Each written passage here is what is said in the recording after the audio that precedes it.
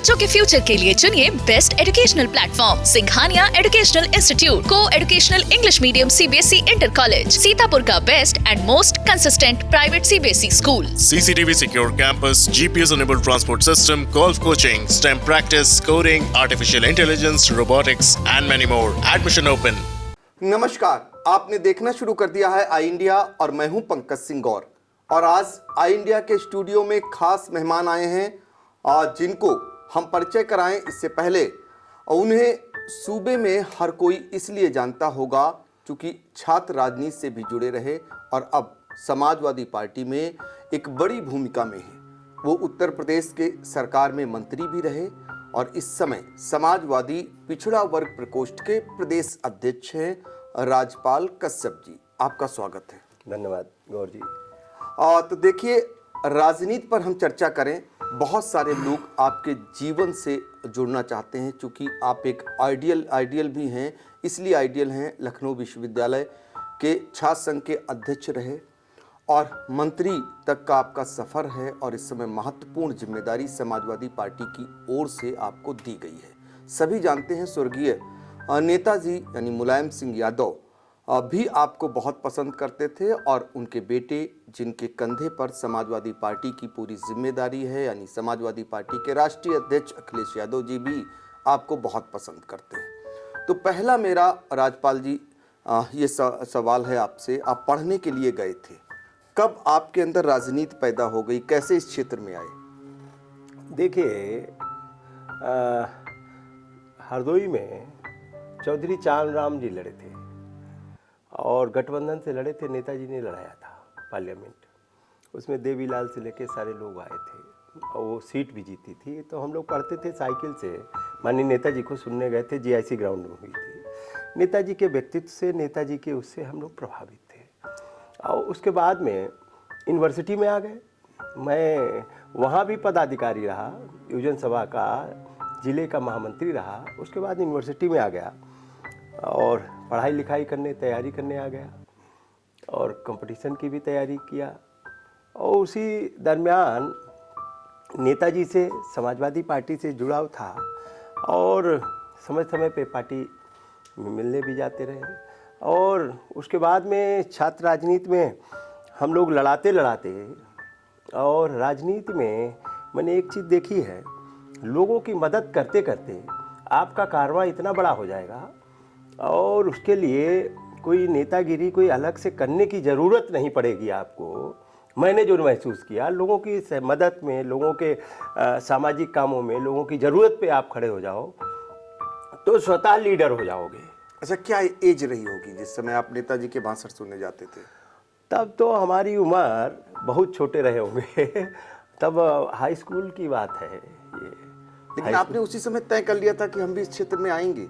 अब तय तो नहीं किया था लेकिन मन करता था। लेकिन घर का दबाव ये सबके परिवारों में रहता है। हम लोग बहुत सामान्य परिवार से थे, हम लोग कल्पना नहीं कर सकते थे कि हम यहाँ इस क्षेत्र में जा सकते हैं।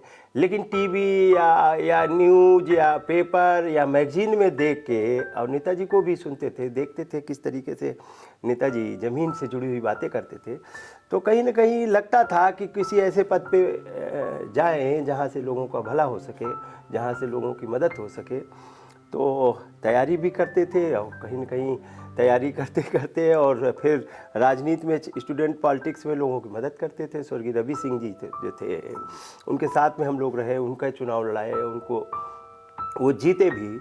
और उसके बाद में हम लोगों की टीम बन गई। फिर उसके बाद में हम प्रभावित होकर फिर 99 में चुनाव लड़े। लेकिन कई बार हार के भी बहुत सी चीज़ें सीखने को मिल जाती हैं। छोटा चुनाव लड़े थे, शायद वो जीत गए होते तो हो सकता बड़े चुनाव हम ना जीत पाते। लेकिन 99 में लड़े, फिर 3 बरस चुनाव नहीं हुआ क्योंकि बहन जी की सरकार आ गई तो उसमें चुनाव बंद हो गए। और उसके बाद में माननीय अखिलेश यादव जी यूनिवर्सिटी में आए थे, आंदोलन था, उसी दिन सरकार गिर गई। फिर नेताजी चीफ मिनिस्टर बन गए और नेताजी ने शपथ ग्रहण लिया गोमती के किनारे लान में। और नेताजी का पूर्व में निर्धारित कार्यक्रम इलाहाबाद यूनिवर्सिटी छात्र संघ में था। नेताजी बहुत छात्र संघ को पसंद करते थे और वहाँ जाके उन्होंने मुख्यमंत्री की शपथ लेने के बाद पूर्व का कार्यक्रम नहीं काटा। इतना उनको छात्र संघ और छात्र नेताओं से और यूथ से प्रेम था, नहीं तो कोई चीफ मिनिस्टर विपक्ष में जब वादा किया हुआ और टाइम दिया हुआ और तुरंत चीफ मिनिस्टर बन गए और वही डेट पड़ रही जिस दिन उनका शपथ ग्रहण पड़ा।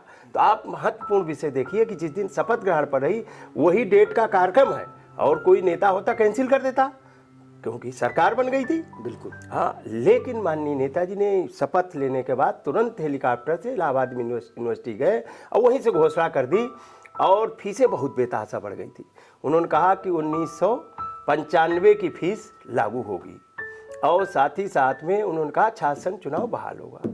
तो उसी में माननीय नेताजी की देन है कि छात्र संघ बहाल हुआ। हम 2003 में वाइस प्रेसिडेंट चुने गए और 2004 में प्रेसिडेंट, ये नेताजी की देन है।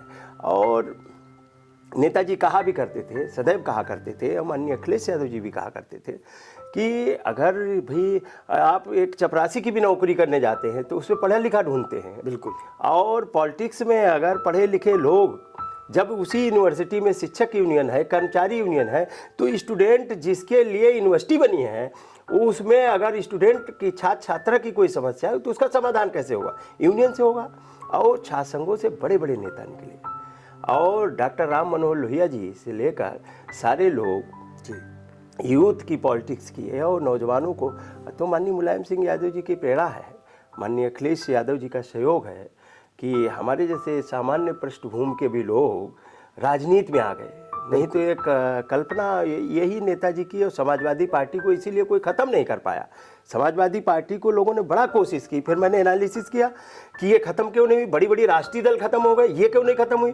क्योंकि इन्होंने ऐसे ऐसे लोगों को उठाया ज़मीन से जो कभी नेताजी और समाजवादी पार्टी को और नहीं छोड़ सकते, और उन्होंने बनाया है, लोगों ने बने बनाए नेता लिए, लेकिन समाजवादी पार्टी नेता बनाने की फैक्ट्री है। लेकिन ये भी कहा जाता है कि मुलायम सिंह यादव जी चूंकि पहलवान थे, अगला दांव चलना उनको पता था।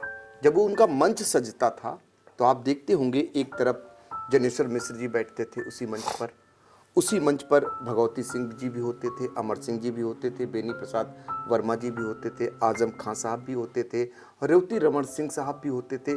एक वो गुलदस्ता बनाते थे और 35 सालों तक प्रदेश और केंद्र की राजनीति के केंद्र बिंदु थे नेताजी। तो आपको खोजने वाले, आपको लाने वाले नेताजी, पहला चुनाव आपने कब लड़ा लखनऊ विश्वविद्यालय का? मैंने बताया 1999 में पहला लड़ा था। किस पद का? वो जूनियर लाइब्रेरियन का। वो चुनाव मैं मामूली वोट से मैं हार गया था। उसके बाद 3 बरस चुनाव नहीं हुआ और मैं कंपटीशन की भी तैयारी करने लगा। मैंने मेंस वगैरह भी दिया और एक बार दरोगा में भी भर्ती हो गए थे। फिर वो सूची कोर्ट में, हाई कोर्ट में स्टे वगैरह हो गया। हाँ, लेकिन 99 में लड़ा, फिर 2-3 बरस 2003 में चुनाव हुआ, फिर 3 में वाइस प्रेसिडेंट लड़ा सीधे। हमारे सहयोगियों ने कहा, निर्णय लिया कि वाइस प्रेसिडेंट लड़ा, तो वाइस प्रेसिडेंट लड़ा, जीत गया। उसके बाद में प्रेसिडेंट बहुत कसमकस थी और बड़ी दिक्कतें थी निर्णय लेने में, और हम लोगों के खिलाफ भी बड़े लोग बड़े बड़े मजबूत लोग लगे थे खिलाफ में। लेकिन उसके बावजूद भी समाजवादी पार्टी ने मुझको चयन किया और माननीय नेताजी, माननीय अखिलेश यादव जी का ये बड़प्पन है।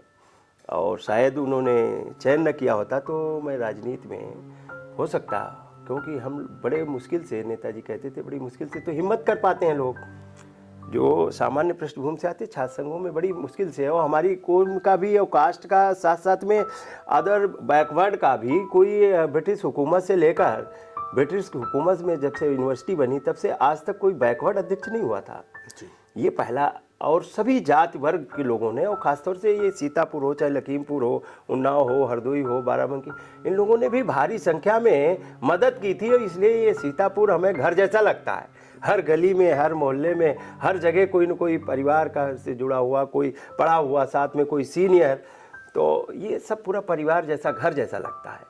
हम लोग यूनिवर्सिटी के टाइम में भी शादी बारातों में आते थे, वोट मांगने आते थे। ये 10-12 जिले तो लगातार ऐसा वोट मांगते थे, लगता हो पार्लियामेंट हो उसके लिए। तो और सब लोगों ने मदद की और सभी जाति वर्ग धर्म के लोगों ने मदद की। तो ये तो जैसे नेताजी की बात आप कर रहे हैं, आप ऐसे सौभाग्यशाली व्यक्ति हैं जो नेताजी के साथ भी आपने काम किया और अब अखिलेश जी के नेतृत्व में आप काम कर रहे हैं।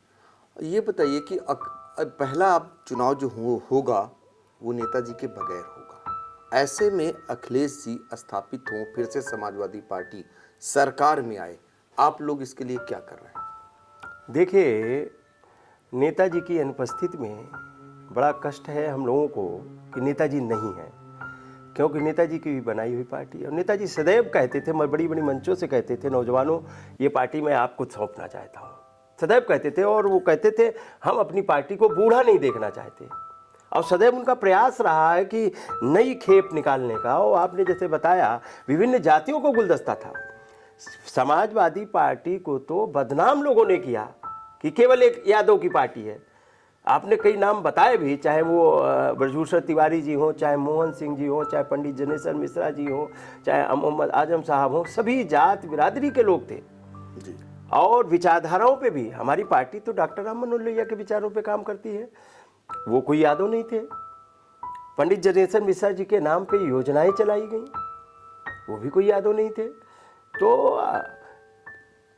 और हमारे पार्टी की विचारधारा और साथ ही साथ में जो जिस परिवेश में नेताजी ने हम लोगों को प्रशिक्षण दिया, और ख़ास तौर से माननीय अखिलेश यादव जी ने बिल्कुल वैसे ही उतारा है। और वो माननीय नेताजी ने अपने लोगों को ऐसा ट्रेंड किया, हमारे जैसे लोग ट्रेंड हो गए जो उनके सिपाही थे। और माननीय अखिलेश यादव जी, ऐसा कोई बेटा शायद ही मिलता होगा, नहीं, बहुत प्रधानमंत्रियों के लड़कों को देखा है, बहुत से मुख्यमंत्रियों को लड़के देखा है, कोई विरासत नहीं संभाल पाया। लेकिन माननीय अखिलेश यादव जी भारत की राजनीति में इकलौते बेटे हैं जिन्होंने माननीय नेताजी की विरासत को संभाला ही नहीं, उसको बखूबी रिश्तों को भी निभा रहे हैं, संबंधों को भी निभा रहे हैं।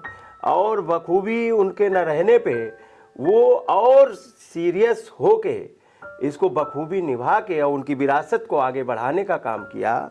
और जिस तरीके से वो नई जो दुनिया है उसके बारे में भी टेक्नोलॉजी से लेके सारी, और जो उनमें खूबसूरती है कि गांव, गरीब, किसान, मजदूर से लेके आसमान तक की जानकारी जितनी है शायद ही भारत की राजनीति में किसी नेता में होगी। और जितनी सौम्यता, सरलता, शिक्षित, इतने बड़े पदों पे रहने के बाद में भी एक सामान्य आम आदमी की तक अप्रोच है।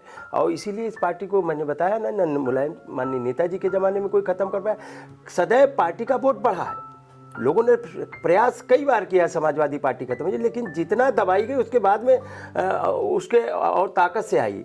तो इसलिए भी क्योंकि इतना व्यक्तिगत, माननीय अखिलेश यादव जी अभी सीतापुर आ जाए, हजारों लोगों को डायरेक्ट जानते हैं, हजारों लोगों के नाम जानते हैं, हजारों लोग उनको जानते हैं, उनके घर परिवार से जुड़े हैं। देश की राजनीति में किसी भी पॉलिटिकल दल में ऐसा नेता नहीं मिलेगा जो डायरेक्ट जुड़ा हो, जिसके बारे में, जिसके कार्यकर्ता के बारे में भी नेता जानता हो। अब तो मैनेजमेंट की कंपनियां कर रही हैं, नेता नहीं कर रहे। लेकिन माननीय अखिलेश यादव जी एक ऐसे इकलौते व्यक्ति हैं कि मैनेजमेंट की कंपनियां भी फेल हो जा रही माननीय अखिलेश यादव जी के इकलौते उनके खुद के मैनेजमेंट से। बिल्कुल। तो ये माननीय अखिलेश यादव जी में कैपेसिटी है, उन्होंने वर्क भी करके दिखाया। अपने मुख्यमंत्रित्व काल में जो योजनाएं चलाई वो आज मिसाल हैं, पूरे देश के लिए मिसाल हैं। चाहे 100 नंबर जो कानून व्यवस्था को लेकर चलाया, चाहे स्वास्थ्य के लिए 108 नंबर चलाया, और जो महिलाओं के लिए मोबाइल पे दिक्कतें होती थी उसके लिए 1090 चलाया, और शिक्षा सस्ती रखी। आज शिक्षा बहुत महंगी हो गई, एजुकेशन बहुत महंगी हो गई, लोग रोजगार पाते थे, नौकरियां पाते थे। SCL जैसी बड़ी बड़ी कंपनियां ले आके स्थापित कर दी, केवल घोषणा नहीं की। आप देखिए चक गंजरिया में इस्टेब्लिश कर दी, हजारों लड़के लड़कियां जो बंगलौर नौकरी करने जाते थे वो आ कर रहे हैं। अमूल जैसी फैक्ट्री, पराग की जैसी फैक्ट्री सब स्थापित करके दिखाया है। मेदांता जैसा हॉस्पिटल, कैंसर जैसा इंस्टीट्यूट, लोहिया जैसा इंस्टीट्यूट, और खेल, आज देखिए जो खेल हो रहा है, इकाना स्टेडियम, तो क्या नहीं किया। पुलिस का हेडक्वार्टर शानदार, नदियों पे काम, सड़क पे काम, एक्सप्रेस वे का आइडिया पूरे उत्तर प्रदेश में यही इन्होंने ही दिया। और जितना विकास, मेट्रो जितनी जिलों में मेट्रो माननीय अखिलेश यादव जी चलाई, उसके अलावा एक पिलर नहीं बढ़ा पाई सरकार। अच्छा, इतना सारा काम हुआ, लोग भी मानते हैं कहीं ना कहीं, लेकिन कहाँ कमी रह गई? आप लोगों की समीक्षा होती होगी, 2017 का चुनाव लूज हुआ, 22 का लूज हुआ, क्या ऐसा भाजपा ने किया कि समाजवादी पार्टी के काम जो थे उनका दुष्प्रचार हुआ, या कहीं ना कहीं अपने में कमी हुई? क्या कमी हुई? देखिए, बीजेपी का दुष्प्रचार जीत गया, क्योंकि बीजेपी ने जातियों में तोड़ा, गोत्रों में तोड़ा, धर्म में तोड़ा। उन्होंने डेवलपमेंट की बात नहीं की। उन्होंने जातियों में, जैसे जब मुख्यमंत्री जी ने खुद सदन में बोल गए, तो इसके मतलब इससे पहले उन्होंने खूब प्रचारित किया होगा। कहा 46 में 56 एसडीएम यादव हो गए, कहा, और 56 की सूची भी नहीं दे पाए। माननीय अखिलेश यादव जी ने सूची सदन में मांगी, और ये बात पहले से हम लोगों को पता लग गया था जब आ रहे थे कि ये गाँव, और उसमें सब में प्रचारित किया कि सारी जगह यादव डीएम है, यादव अधिकारी है, सारे नौकरी यादव की लग रही है। और जो छोटी छोटी बिरादरियाँ थी, चाहे वो कश्यप हो, पाल हो, प्रजापति हो, नाई हो, विश्वकर्मा हो, चौरसिया हो, राजभर हो, निषाद हो, बिंद हो, केवट हो, इन लोगों को समझाया गया। हाँ, प्रजापति से लेके सारे पाल हो, हाँ, लोधी हो, इनके बीच में जहर घोला गया इन जातियों में जाके, और सामान्य वर्ग में भी जहर घोला गया जाके कि अरे वो तो यादवों की पार्टी है, सब यादवों को हो रहा। जबकि वर्तमान में आप सूची उठा के देख लीजिए, और हमारे समय की सूची उठा के देख लीजिए, सभी जात वर्गों का गुलदस्ता था समाजवादी पार्टी। और जब सभी जाति वर्ग धर्मों का सामंजस्य होगा तभी आगे बढ़ेगा। और ये आरक्षण कोई ये नहीं है। आरक्षण की बात केवल पिछड़े ही नहीं करते थे। पंडित जनेश्वर मिश्रा जी आरक्षण की बात करते थे, डॉक्टर राम मनोहर लोहिया जी आरक्षण की बात करते थे, मोहन सिंह जी आरक्षण की बात करते थे। क्योंकि आरक्षण एक विशेष अवसर है जो पीछे रह गया। 5 लोग हैं, 5 लोगों में कोई भाई पीछे रह गया, उसको भी बराबर लाने के लिए तो कोई विशेष अवसर देना पड़ेगा ना। तो उसी तरीके का सिस्टम था।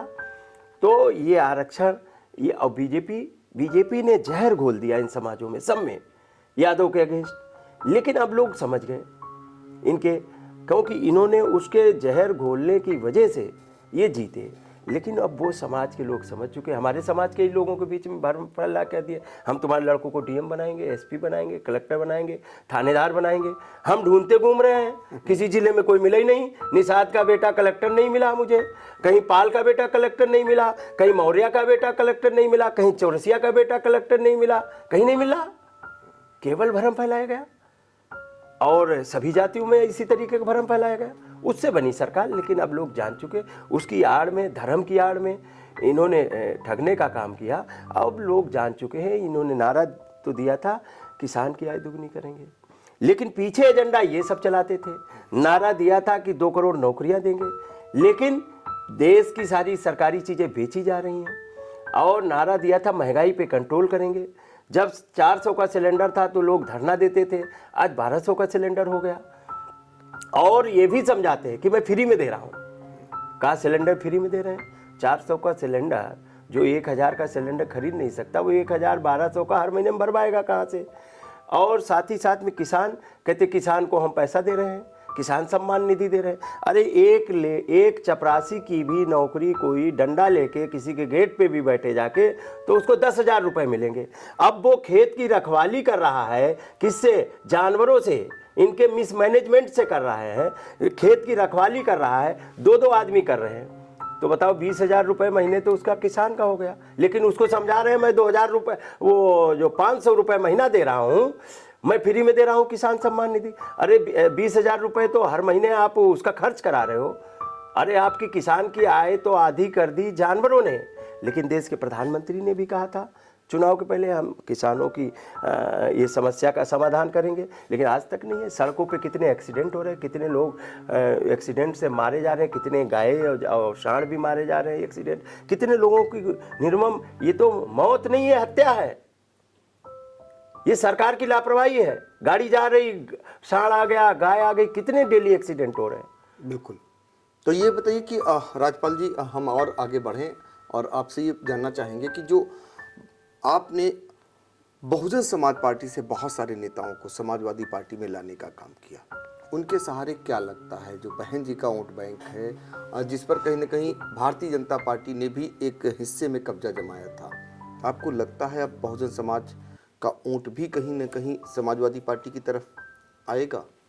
देखिए, मान्यवर कांसीराम जी ने जिन विचारों पे लोगों को जागरूक किया था, जोड़ा था लोगों को, हाँ, और वो विचार कहीं न कहीं अब उनका भविष्य और उन विचारों पे चलती हुई बीएसपी नहीं दिखाई पड़ रही, इसलिए विचारधारा का विषय है।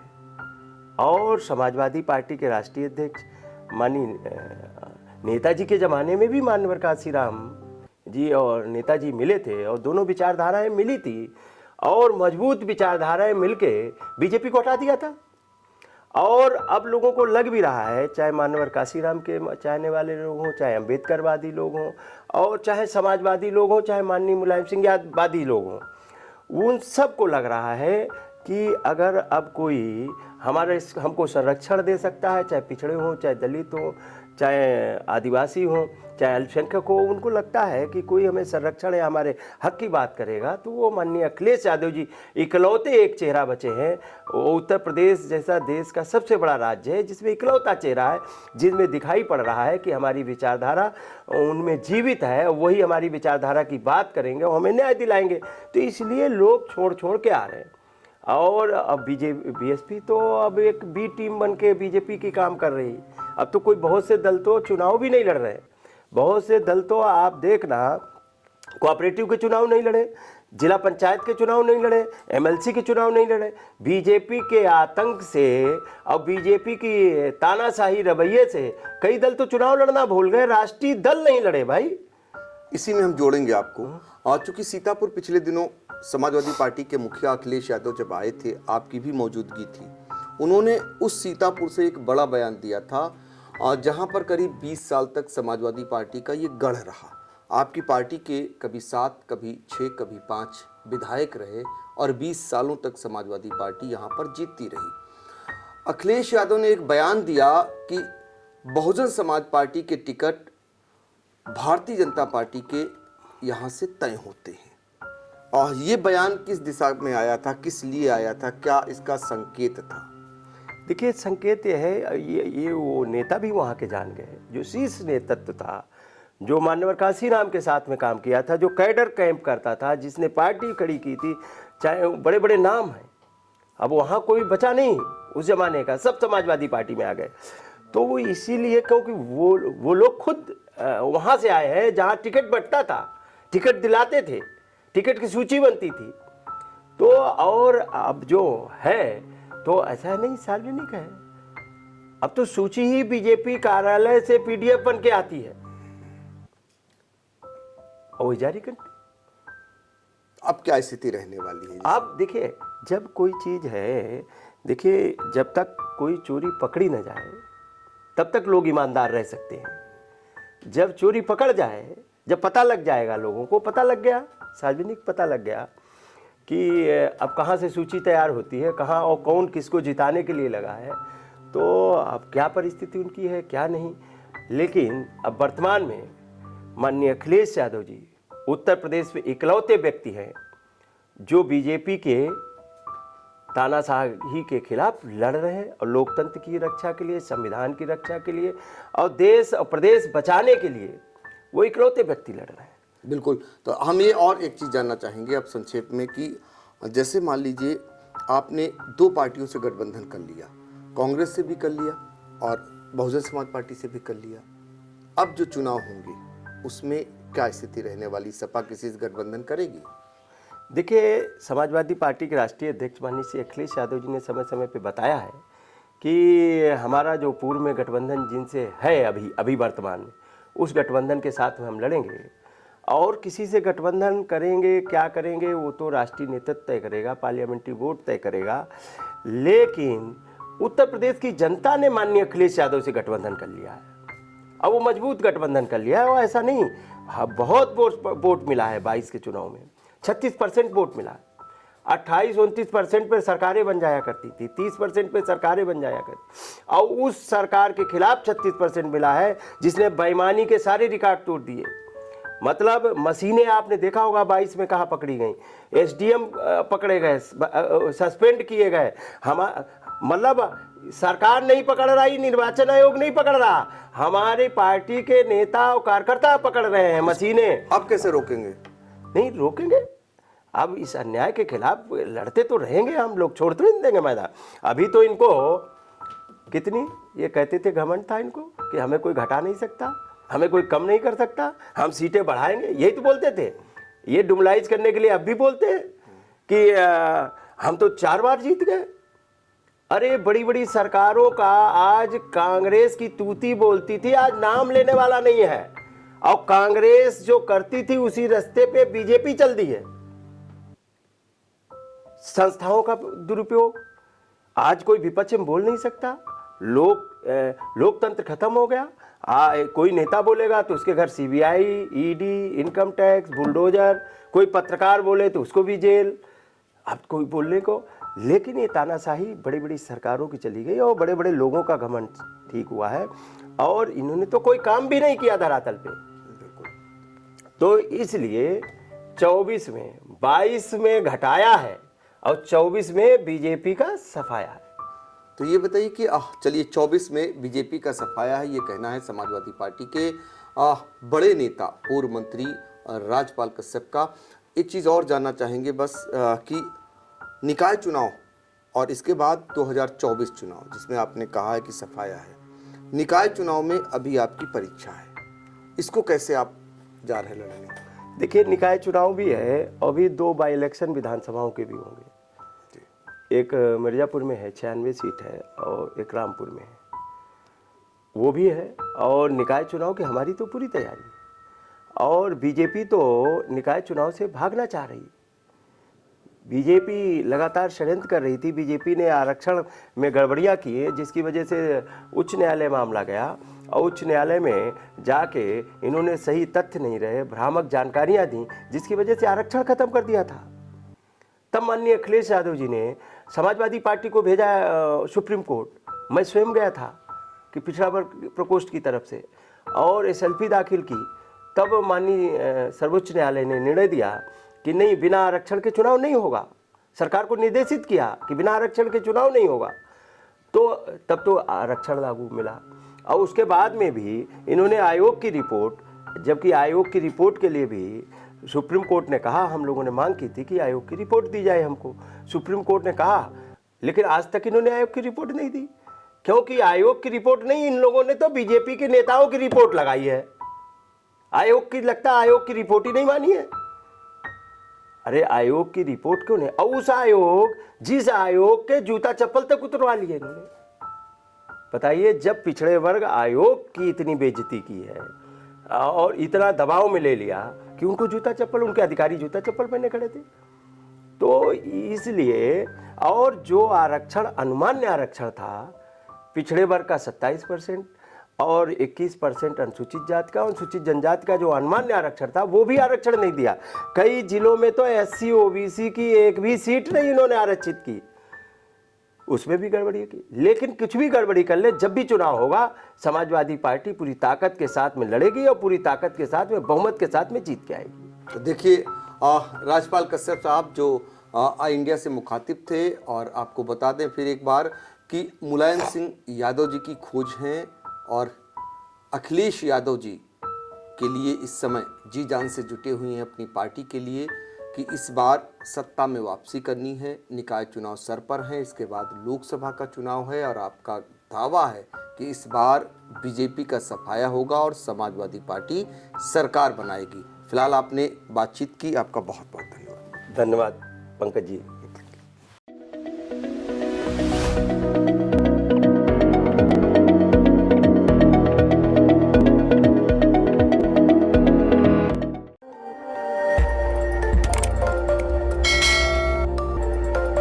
खबर आपकी, नजर हमारी।